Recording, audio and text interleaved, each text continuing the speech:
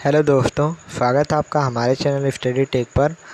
तो जैसा कि आप सभी लोग जानते हैं, इस चैनल पर आपके प्रवेश परीक्षा की तैयारी कराई जा रही है और ऐसे में हम लोगों ने भारत के इतिहास वाले टॉपिक को पूरा कवर कर लिया था, जिसमें हम लोगों ने 200 से ज़्यादा क्वेश्चन को देख लिया था।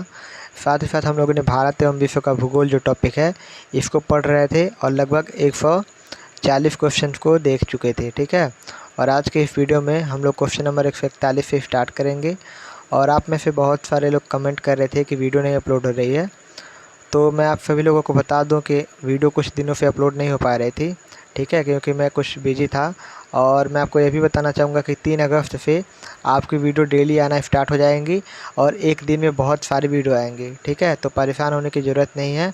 और आप लोगों को ऐसा लग रहा होगा कि क्या मेरा सिलेबस कवर हो पाएगा या फिर नहीं हो पाएगा, तो मैं आप लोगों को बता दूं कि आप बिल्कुल भी निश्चिंत रहिए। ठीक है, बिल्कुल भी चिंता मत कीजिए, बिल्कुल निश्चिंत रहिए। आपके एंट्रेंस एग्ज़ाम से पहले मैं आपका पूरा सिलेबस कवर करवा दूंगा। ठीक है, तो आपको परेशान होने की बिल्कुल भी ज़रूरत नहीं है। तो आज के इस वीडियो को स्टार्ट करते हैं।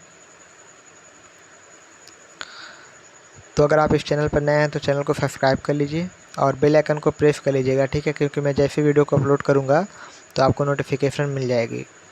सबसे पहला आज का क्वेश्चन है, निम्नलिखित में से किस देश की सीमा भारत से नहीं मिलती है? ठीक है, तो आप में से बहुत सारे लोग इसका आंसर जानते होंगे। आप सभी लोग वीडियो को रोक के इसका आंसर बता सकते हैं। तो इसका जो राइट आंसर हो जाएगा आपका ऑप्शन नंबर सी हो जाएगा, श्रीलंका की। अब आप में से बहुत सारे लोग कंफ्यूज हो जाएंगे कि सर श्रीलंका की जो सीमा है वह भारत से कैसे नहीं मिलती है। तो आप लोगों ने मैप में देखा होगा, नेपाल भी भारत से सटा हुआ है, पाकिस्तान भी है और बांग्लादेश भी है। क्योंकि बांग्लादेश तो पूर्वी पाकिस्तान है ना। मान लीजिए यहाँ पे आपका इंडिया का यह मैप है। ठीक है, इस तरीके से मान लीजिए इंडिया का आपका मैप है। ठीक है, यहाँ पे आपका पाकिस्तान हो गया। ठीक है, यहाँ पे आपका नेपाल हो गया और यहाँ पे आपका बांग्लादेश हो गया। ये तीनों फटे हुए हैं। इस बांग्लादेश को पूर्वी पाकिस्तान भी कहा जाता है। ठीक है, ये तीनों फटे हुए हैं, लेकिन नीचे आपका श्रीलंका है जो कि इसकी जो सीमा है वो भारत से नहीं फटी हुई है। आप लोग ध्यान से देखिएगा, उसकी सीमा भारत से फटी हुई नहीं है। ठीक है, उससे मिलती नहीं है। तो इसका राइट आंसर हो जाएगा आपका ऑप्शन नंबर सी, श्रीलंका। अगला है, क्षेत्रफल की दृष्टि से देश के 3 सबसे बड़े राज्यों का सही क्रम क्या है? आपको बताना है कि क्षेत्रफल की दृष्टि से भारत के 3 सबसे बड़े राज्यों का सही क्रम बताना है। यानी कि पहले सबसे छोटा इन तीनों में से, फिर उससे बड़ा, फिर उससे बड़ा। ठीक है, तो इसका जो राइट आंसर हो जाएगा आपका ऑप्शन नंबर ए हो जाएगा, राजस्थान, मध्य प्रदेश, महाराष्ट्र। सॉरी, इसमें ऐसे करके बताया कि सबसे पहले बड़ा वाला, फिर उससे छोटा, फिर उससे छोटा बताया है। ठीक है, तो ध्यान रखिएगा, क्वेश्चन में पूछा था कि क्षेत्रफल की दृष्टि से देश के 3 सबसे बड़े राज्यों का सही क्रम है। तो पहले राजस्थान, फिर मध्य प्रदेश, फिर महाराष्ट्र। ठीक है, तो इसका राइट आंसर है आपका ऑप्शन नंबर ए। अगला क्वेश्चन है, भारत के किस राज्य की सीमा बांग्लादेश से नहीं लगती है? यह भी बहुत ही इंपॉर्टेंट क्वेश्चन है। तो इसका जो राइट आंसर हो जाएगा आपका ऑप्शन नंबर ए हो जाएगा, मिजोरम की। ठीक है, आपके मिजोरम जो राज्य है उसकी सीमा जो है बांग्लादेश से नहीं मिलती है। बाकी आपके त्रिपुरा की, मेघालय की और असम की, तीनों की जो है सीमा, तीनों राज्य की सीमा बांग्लादेश से मिलती है। ठीक है, तो याद रखिएगा, आपका राइट आंसर है ऑप्शन नंबर ए, मिजोरम। अगला है, भारत का दक्षिणतम बिंदु इंदिरा पॉइंट स्थित है। शायद मैं इसके पहले वाले वीडियो में इसका क्वेश्चन भी पूछा था कि इंदिरा पॉइंट कहाँ पर स्थित है। ठीक है, तो आप में से कुछ लोगों ने इसका आंसर बताया भी था। तो आपको इस क्वेश्चन में बताना है कि भारत का जो दक्षिणतम बिंदु है इंदिरा पॉइंट, वह स्थित है किस अक्षांश में? ठीक है, तो यह बहुत ही इंपॉर्टेंट क्वेश्चन है। इसका राइट आंसर हो जाएगा आपका ऑप्शन नंबर डी, 6 डिग्री और 4 मिनट उत्तरी अक्षांश में। ठीक है, अगला है, इसको याद रखिएगा, बहुत इंपॉर्टेंट है। ठीक है, भूगोल का यह क्वेश्चन है और हम लोग भूगोल पढ़ भी रहे हैं। भारतीय संघ में कुल कितने राज्य हैं? बहुत ही इंपॉर्टेंट है। तो इसका राइट आंसर हो जाएगा आपका ऑप्शन नंबर डी, 29 राज्य हैं। लेकिन अब इस प्रेजेंट टाइम में अब यह क्वेश्चन अगर बनेगा कि भारतीय संघ में कुल कितने राज्य हैं, तो आपको इसका राइट आंसर 29 बिल्कुल भी नहीं मारना है। ठीक है, यह बिल्कुल ही गलत है। 29 पहले थे, अभी प्रेजेंट टाइम में भारतीय संघ में कुल 28 राज्य हैं। ठीक है, और आप लोग कमेंट में बताइए कि कितने केंद्र शासित प्रदेश हैं, यानी कि कितने संघ राज्य हैं। ठीक है। तो याद रखिएगा कि भारतीय संघ में वर्तमान में कुल 28 राज्य हैं, ठीक है। बहुत ही इम्पोर्टेंट है। और हो सकता है आप इस वीडियो को कुछ साल बाद देख रहे हो तो कुछ भी हो सकते हैं, तो इस क्वेश्चन को अपडेट कर लीजिएगा। लेकिन जहाँ तक संभावना है कि 28 राज्य ही रहने वाले हैं अभी फ़िलहाल, ठीक है। 29 राज्य फिर से नहीं होगा। अगला है, कर्क रेखा किस एक राज्य से होकर नहीं गुजरती है। बहुत ही इंपॉर्टेंट है, ठीक है। मैं इसका आपको ट्रिक भी बता दूंगा। तो सबसे पहले इसका आंसर जान लेते हैं कि कर्क रेखा किस एक राज्य से होकर नहीं गुजरती है। आपको बताइए, राजस्थान, गुजरात, त्रिपुरा और ओडिशा, यही आपके ऑप्शंस हैं। तो इसका जो राइट आंसर हो जाएगा आपका ऑप्शन नंबर डी हो जाएगा, ओडिशा से, ठीक है। जो ओडिशा राज्य है इससे आपकी कर्क रेखा होकर नहीं गुजरती है, ठीक है। बहुत ही इम्पोर्टेंट है। और इसका एक ट्रिक भी होता है, मित्र पर गमछा झार, ठीक है। आप इसको सर्च कीजिएगा यूट्यूब पर, मित्र पर गमछा झार, या फिर ऐसे सर्च कीजिएगा कि कर्क रेखा किन राज्यों से होकर गुजरती है, उसका ट्रिक क्या है, ठीक है। तो आपको मिल जाएगा ट्रिक, मित्र पर गमछा झार फिर आपका ट्रिक है, ठीक है। मित्र मित्र मतलब मी फिक हो जाएगा, मिजोरम हो जाएगा, तो फिर त्रिपुरा, मैं आपको लिख ही देता हूँ, ठीक है। मित्र पर गमछा, गमछा जानते हैं ना आप लोग, गमछा, फिर लास्ट में क्या है, झार। अब देखिए, मी से मिजोरम, त से त्रिपुरा, प से पंजाब, र से राजस्थान, ठीक है, ग से गुजरात, ठीक है, और झार से झारखंड, ठीक है। तो इस तरीके से आपका यह ट्रिक है, तो आप इसको याद कर लीजिएगा। देखिए, इसमें आपका राजस्थान भी मिल गया, गुजरात भी मिल गया, त्रिपुरा भी मिल गया, लेकिन ओडिशा आपके ट्रिक में कहीं है ही नहीं। यानी कि ओडिशा से जो आपका है कर्क रेखा नहीं गुजरती है। बहुत ही इंपॉर्टेंट है, ठीक है। तो इसको याद रखिएगा। देखिए, मैं यहाँ पे फिर से आपको लिख के बता दे रहा हूँ, क्योंकि मैं शायद 1-2 राज्य भूल गया था। तो मित्र पर गमछा झार, यह आपकी किसकी ट्रिक है, तो कर्क रेखा जिन राज्यों से होकर गुजरती है। तो मी से क्या हो जाएगा आपका मिजोरम, ठीक है, मिजोरम, त से त्रिपुरा, त से त्रिपुरा, प से आपका पंजाब, ठीक है, र से राजस्थान, ग से आपका गुजरात, म से मध्य प्रदेश, और छा से क्या हो जाएगा, गमछा, तो छ से क्या हो जाएगा, छत्तीसगढ़, ठीक है। या छ है, छा को ऐसे पढ़ेंगे, छ से छत्तीसगढ़, और झार से झारखंड, ठीक है। इस तरीके से आपका है, इन राज्यों से आपके कर्क रेखा होकर गुजरती है। लेकिन इसमें कहीं भी आपका ओडिशा नहीं है, इसीलिए आपका उसका राइट आंसर हो जाएगा ओडिशा। यानी कि ओडिशा से जो है कर्क रेखा होकर नहीं गुजरती है, ठीक है। अगला है, क्षेत्रफल की दृष्टि से भारत का सबसे बड़ा जिला कौन सा है, ठीक है। राज्य नहीं, आप लोग कमेंट में बताइए कि क्षेत्रफल की दृष्टि से भारत का सबसे बड़ा राज्य कौन सा है। इसके पहले मैं आपको इस वीडियो में बता चुका हूँ, भारत का जो भूगोल पढ़ा रहा हूँ इसी वाले सीरीज में, ठीक है। तो इसका राइट आंसर हो जाएगा आपका option number B, Kutch. Kutch जो आपका ज़िला है वह क्षेत्रफल की दृष्टि से भारत का सबसे बड़ा ज़िला है, ठीक है। अगला है, अधोलिखित देशों में से किसने विश्व का प्रथम ज्वारी शक्ति उत्पादन केंद्र का निर्माण किया है। तो इसका राइट आंसर हो जाएगा आपका ऑप्शन नंबर ए, फ्रांस ने किया है, ठीक है। अगला है, कनाडा का एडमंटन क्षेत्र निम्न में से किस खनिज के लिए प्रसिद्ध है। आपको बताना है कि कनाडा का जो एडमंटन क्षेत्र है वह किस खनिज के लिए प्रसिद्ध है, यानी कि वहाँ पर किस खनिज की खुदाई होती है, किस खनिज को निकाला जाता है, ठीक है। तो इसका जो राइट आंसर हो जाएगा आपका ऑप्शन नंबर बी हो जाएगा, तेल भंडार, ठीक है। तेल भंडार को वहाँ से निकाला जाता है, ठीक है। वहाँ पर क्या है, उसका खनिज को कहाँ से निकाला जाता है, तो खानों से निकाला जाता है। तो तेल भंडार के क्या होंगे, वहाँ पे खाने होंगे, ठीक है। अगला है, निम्नलिखित में से किस नगर को रूस का मैनचेस्टर कहा जाता है। बहुत ही इम्पोर्टेंट है, रूस का मैनचेस्टर किसे कहा जाता है। तो इसका राइट आंसर हो जाएगा आपका ऑप्शन नंबर सी, आइवा नोवा को, ठीक है। बहुत ही इम्पोर्टेंट है, आइवा नोवा को आपका रूस का मैनचेस्टर कहा जाता है, ठीक है। अगला है, अधोलिखित में से कौन सा देश भेड़ पालन में अग्रणी है। यानी कि भेड़ पालन में कौन सा देश आगे है, अग्रणी है, ठीक है, बहुत आगे है। इसका राइट आंसर हो जाएगा आपका ऑप्शन नंबर बी, ऑस्ट्रेलिया, ठीक है। अगला है, कनाडा में विश्व का विशालतम भंडार है। कनाडा में विश्व का विशालतम भंडार किस चीज़ का है, तो राइट आंसर हो जाएगा आपका ऑप्शन नंबर सी, यूरेनियम का है। ठीक है, बहुत ही इम्पोर्टेंट है। अगला है मैग्नी टोकोगफर्क मैग्नी टोकोस्कर्ग का सबसे बड़ा इस्पात केंद्र है। ठीक है, तो इसका जो राइट आंसर हो जाएगा आपका ऑप्शन नंबर ए हो जाएगा रूस का। मैं इस क्वेश्चन को पहली बार पढ़ रहा हूँ, ठीक है, इसलिए मुझे इसका उच्चारण भी करने नहीं आ रहा है।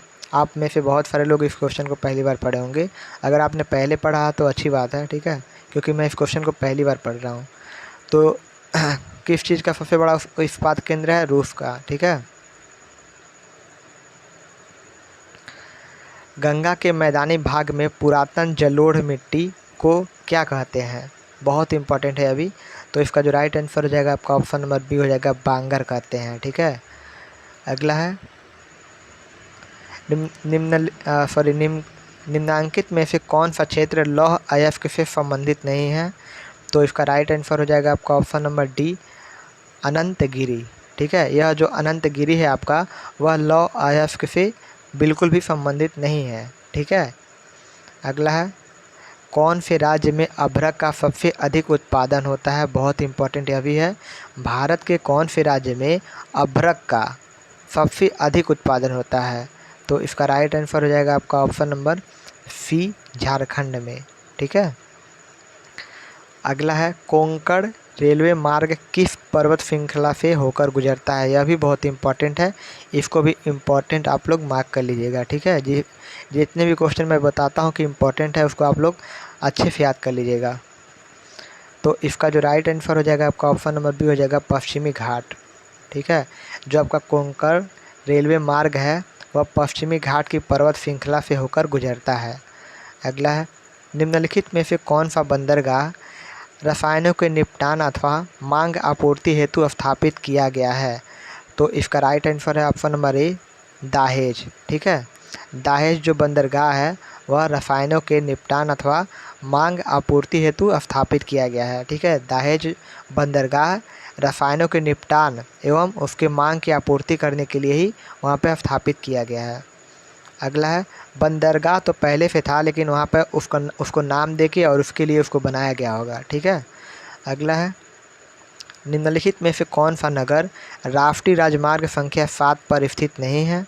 ठीक है, तो इसका राइट आंसर हो जाएगा आपका ऑप्शन नंबर, आपको बताना है निम्नलिखित में से कौन सा नगर, ठीक है, यानी कि कौन सा शहर जो है राष्ट्रीय राजमार्ग संख्या 7 पर स्थित नहीं है।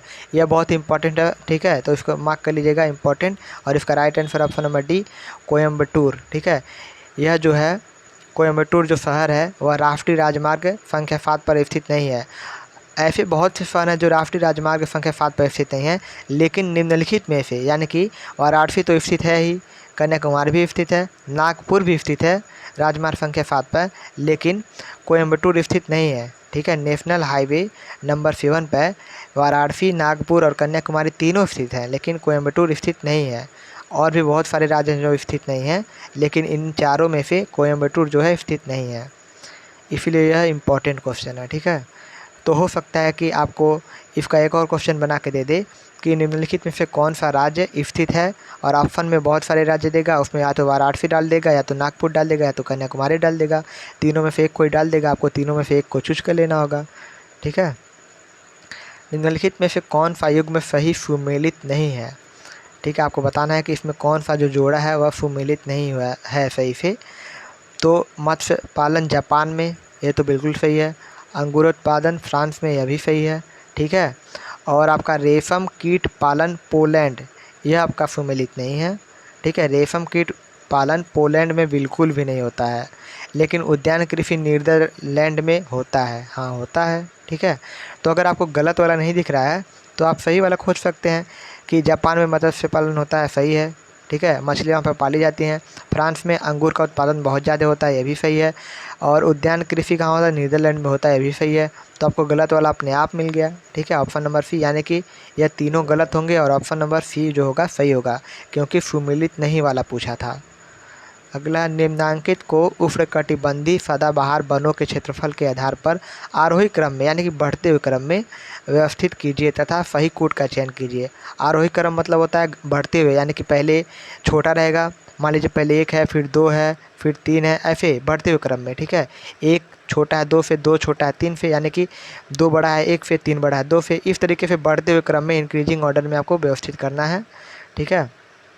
तो इसका जो राइट आंसर हो जाएगा आपका ऑप्शन नंबर बी हो जाएगा 1 4 2 3, यानी कि पहले ऑस्ट्रेलिया रहेगा, ठीक है, ऑस्ट्रेलिया रहेगा, फिर एशिया रहेगा, ठीक है, फिर क्या रहेगा आपका, यहीं पर लिख दे रहा हूँ, एशिया के बाद क्या रहेगा आपका अफ्रीका रहेगा AF, फिर आपका क्या रहेगा दक्षिण अफ्रीका रहेगा, दक्षिण अमेरिका, ठीक है, DA। इस तरीके से आपका रहेगा, पहले क्या रहेगा ऑस्ट्रेलिया, एशिया, अफ्रीका और दक्षिण अमेरिका, ठीक है। इसको आपने आरोही क्रम में लिख दिया है, यानी कि बढ़ते हुए क्रम में लिख दिया है, ठीक है। उष्णकटिबंधीय सदाबहार वन यहाँ पे पाए जाते हैं, ठीक है, उनको आपको क्षेत्रफल की दृष्टि से आरोही क्रम में लिखना था। अगला है, निम्नांकित में से कौन सा तथ्य कहवा की कृषि से संबंध में सही नहीं है। तो इसका राइट आंसर हो जाएगा आपका ऑप्शन नंबर बी, इसके लिए अधिक तेज एवं सीधी धूप की आवश्यकता होती है, बिल्कुल नहीं। कहवा की खेती होती है, ठीक है, उसके लिए अधिक तेज एवं सीधी धूप की आवश्यकता बिल्कुल नहीं होती है, ठीक है। बाकी इन सब की आवश्यकता होती है, जैसे कहवा के उत्पादन में उत्पादन क्षेत्र उष्ण एवं अर्ध उष्ण कटिबंधों से संबंधित है, बिल्कुल हैं, ठीक है, यह बिल्कुल होते हैं। कहवा उत्पादन में ब्राज़ील का विश्व में प्रथम स्थान है, बिल्कुल है। ब्राज़ील के कहवा उद्यान को फैजेंडा कहा जाता है, बिल्कुल कहा जाता है। 3 सही है, तो आपका बी ऑप्शन नंबर बी गलत हो जाएगा और यही आपका ऑप्शन सही हो जाएगा, क्योंकि पूछा है सही नहीं है, तो सही नहीं वाला यही है। अगला, निम्नलिखित में से कौन सा दक्षिण अफ्रीका का बंदरगाह नहीं है, यह भी बहुत इंपॉर्टेंट है। तो इसका राइट आंसर हो जाएगा आपका ऑप्शन नंबर ए, किम्बरले, ठीक है, यानी कि डरबन तो आपका दक्षिण अफ्रीका का बंदरगाह है, पॉपुलर है, आप जानते होंगे। केप टाउन भी जानते होंगे, पोर्ट एलिजाबेथ भी जानते होंगे जो कि दक्षिण अफ्रीका है, लेकिन किम्बरले जो है वह दक्षिण अफ्रीका का बंदरगाह नहीं है। और पूछा है कौन सा नहीं है, तो किम्बरले नहीं है, तो यही राइट आंसर हो जाएगा। अगला है, चरनोजम मिट्टी मुख्यतः कहाँ पाई जाती है, ठीक है, तो इसका राइट आंसर हो जाएगा आपका ऑप्शन नंबर सी, स्टेपिज घास क्षेत्र में पाई जाती है, ठीक है। अगला क्वेश्चन देख लेते हैं, यूरोप में बृहत्तम परमाणु ऊर्जा उत्पादक देश है। यूरोप में कौन सा देश ऐसा है जहाँ पे परमाणु ऊर्जा उत्पादक अधिक मात्रा में होता है एक तरीके से, ठीक है। तो इसका जो राइट आंसर हो जाएगा आपका ऑप्शन नंबर ए हो जाएगा फ्रांस, ठीक है। फ्रांस में आपका बृहत्तम परमाणु ऊर्जा उत्पादक का फ्रांस एक देश है, ठीक है, बृहत्तम परमाणु ऊर्जा उत्पादक का फ्रांस एक देश है। अगला है, सेल SAIL की स्थापना कब की गई थी। आप इसका फुल फॉर्म कमेंट में बताइए कि क्या होता है, SAIL का फुल फॉर्म क्या होता है, ठीक है, और इसकी स्थापना कब की गई थी। तो मैं आपको बता देता हूँ कि कब की गई थी। तो राइट आंसर आपका ऑप्शन नंबर बी 1974 में की गई थी, ठीक है। इसका आप लोग पूरा नाम कमेंट में बताइए। अगला है, टमाटर, अंगूर तथा अर्ध उष्णकटिबंधीय फल ग्लास हाउस कृषि पद्धति से उत्पन्न किए जाते हैं किस देश से। तो इसका राइट आंसर है आपका ऑप्शन नंबर ए, न्यूजीलैंड से, ठीक है, यानी कि न्यूजीलैंड से आपका टमाटर, अंगूर तथा अर्ध उष्णकटिबंधीय फल ग्लास हाउस कृषि पद्धति से उत्पन्न किए जाते हैं, ठीक है। यानी कि देखिए, न्यूजीलैंड एक ऐसा देश है जहाँ पर ग्लास हाउस वाले कृषि पद्धति से टमाटर, अंगूर एवं अर्ध उष्णकटिबंधीय जो फल हैं वहाँ पर उत्पन्न किए जाते हैं, ठीक है, उगाए जाते हैं। अगला है, निम्नलिखित देशों में से किसमें कुल विद्युत उत्पादन से जल विद्युत उत्पादन का अनुपात उच्चतम है। तो इसका राइट आंसर हो जाएगा आपका ऑप्शन नंबर ए, नॉर्वे का। अगला है, वायुमंडल की कौन सी परत मौसमी परिवर्तन हेतु उत्तरदायी है। तो इसका जो राइट आंसर हो जाएगा आपका ऑप्शन नंबर बी हो जाएगा, क्षोभ मंडल, ठीक है। अगला है, कोंकण रेलवे कारपोरेशन लिमिटेड की परियोजना के तहत बड़ी लाइन द्वारा किन 2 नगरों को जोड़ा गया है, ठीक है, कोंकण रेलवे कॉरपोरेशन लिमिटेड की परियोजना के तहत किन 2 बड़े राज्यों को जोड़ा गया है? बहुत इंपॉर्टेंट है। ऑप्शन नंबर सी मुंबई एवं मंगलौर को। मंगलौर को और क्या कहते हैं? मंगलौर का और क्या कहना है? शायद इसको बेंगलुरु, इसको ही बोलते हैं। ठीक है, यहाँ पर नीचे बेंगलुरु दिया है, तो मंगलौर को ही शायद बेंगलोर बोलते हैं। आप लोग कमेंट में बताइए कि मैंगलोर और बेंगलोर अलग है या फिर सेम है। ठीक है, फिलहाल हम लोग को जानना था कि किन 2 बड़े राज्यों को जोड़ती है, तो मुंबई एवं मंगलौर को। ठीक है, यानी कि मुंबई एवं बेंगलोर को। अगला है, निम्नलिखित में से कौन सा शहर भारतीय रेल का मंडल मुख्यालय नहीं है? ठीक है, तो इसका राइट आंसर हो जाएगा आपका ऑप्शन नंबर सी, पटना जो है आपका भारतीय रेल का मंडल मुख्यालय वहाँ पर नहीं है, पटना में। अगला है, निम्नलिखित में से कौन सा एक कृत्रिम पोताश्रय यानी कि पोर्ट है? ठीक है, यह भी बहुत इंपॉर्टेंट है। इसका राइट आंसर हो जाएगा आपका option number D, Chennai. Chennai जो है क्या है? कृत्रिम पोर्ट है। ठीक है, अगला है, ग्रेट दक्कन रोड कहाँ से कहाँ तक जाती है? बहुत ही इंपॉर्टेंट है, टिक कर लीजिएगा। तो इसका राइट आंसर हो जाएगा आपका ऑप्शन नंबर बी, मिर्ज़ापुर से बंगलुरु। अगला है, राष्ट्रीय महामार्ग संख्या 1A का समाप्ति स्थल कहाँ है? जो 1A राष्ट्रीय महामार्ग है उसका समाप्ति स्थल कहाँ है? कहाँ पर वह समाप्त होता है? तो लेह में समाप्त होता है। अगर आपने वीडियो को अभी तक लाइक नहीं किया तो लाइक कर दीजिए। ठीक है, और यदि इस चैनल पर नए हैं, पहली बार वीडियो को देख रहे हैं, तो चैनल को सब्सक्राइब भी कर लीजिएगा। ठीक है, और बेल आइकन को तो प्रेस ज़रूर कीजिएगा ताकि नोटिफिकेशन आपको मिल जाए। अगला है, निम्नलिखित में से कौन सा लौह इस्पात कारखाना, बगल से गाड़ी जा रही है। ठीक है, मैं इस वीडियो को रात में शूट कर रहा हूँ, आप सभी लोग यहाँ पर देख सकते हैं, टाइमिंग 12 बजे रात को शूट कर रहा हूँ। ठीक है, तो वीडियो को लाइक कर दीजिए, क्योंकि मुझे दिन में समय नहीं मिल पा रहा था, लेकिन आप में से बहुत सारे लोग कमेंट कर रहे थे कि वीडियो अपलोड करने के लिए, तो मैंने सोचा रात में ही टाइम निकल के कर देते हैं। तो निम्नलिखित में से कौन सा लौह इस्पात कारखाना कोयला क्षेत्र से दूर स्थित है? तो इसका राइट आंसर हो जाएगा आपका ऑप्शन नंबर सी, भिलाई। ठीक है, भिलाई जो लौह इस्पात कारखाना है, ठीक है, कोयला क्षेत्र से बहुत ही दूर स्थित है। अगला है, फिरोज़ाबाद किसके लिए प्रसिद्ध है? आप बताइए कि फिरोज़ाबाद किसके लिए प्रसिद्ध है? तो इसका राइट आंसर है आपका ऑप्शन नंबर सी, कांच की चूड़ियों के लिए फिरोज़ाबाद बहुत ही प्रसिद्ध है। ठीक है, अब आप लोग कमेंट में बताइए कि गोरखपुर किसके लिए प्रसिद्ध माना जाना चाहिए? ठीक है, यहाँ पे बहुत सारे स्थल है ना, बहुत सारी चीज़ें ऐसी हैं गोरखपुर में जिसके लिए उसको प्रसिद्ध माना जा सकता है।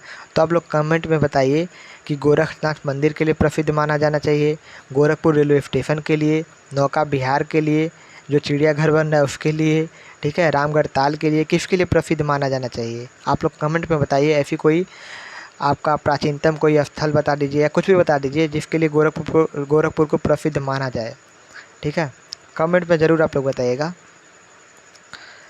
मध्य प्रदेश में नेपा नगर किसके लिए प्रसिद्ध है? बहुत ही इंपॉर्टेंट है अभी ये, नेपा नगर किसके लिए प्रसिद्ध है? जो एक क्वेश्चन इससे अभी बन सकता है कि नेपा नगर कहाँ पर है, तो नेपा नगर मध्य प्रदेश में है।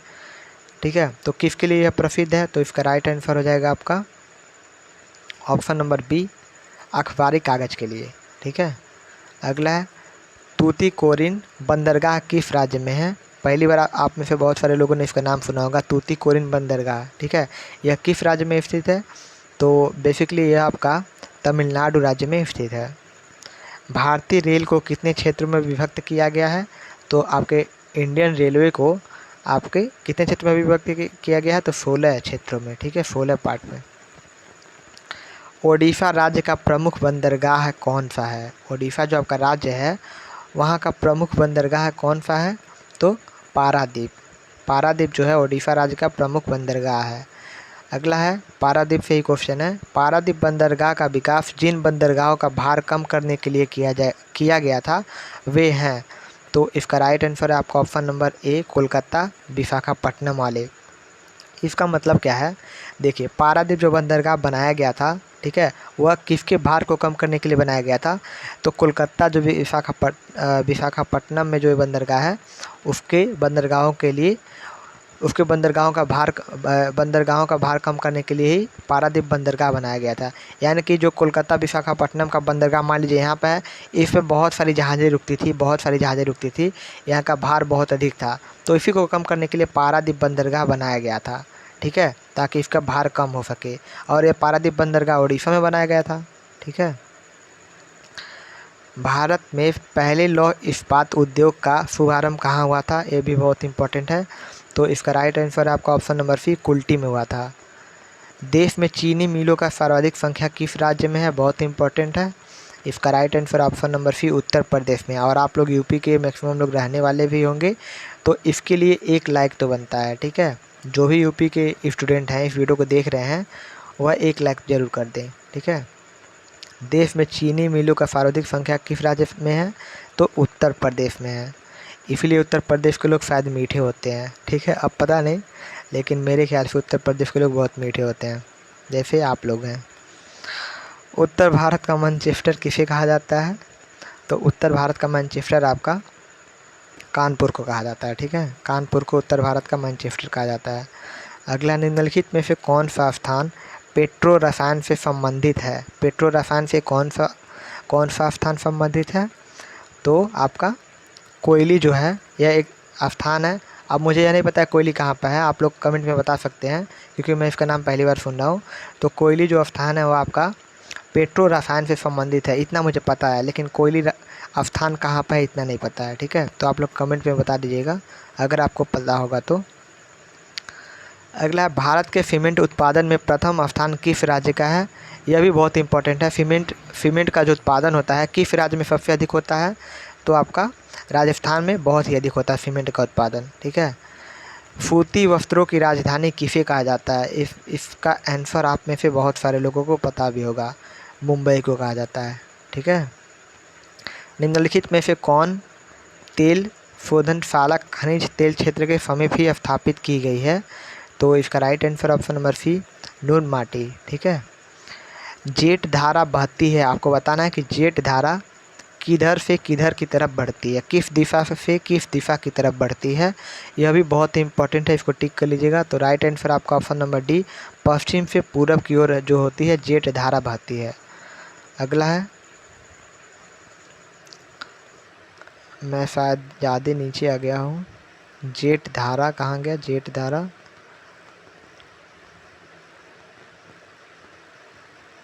ठीक है।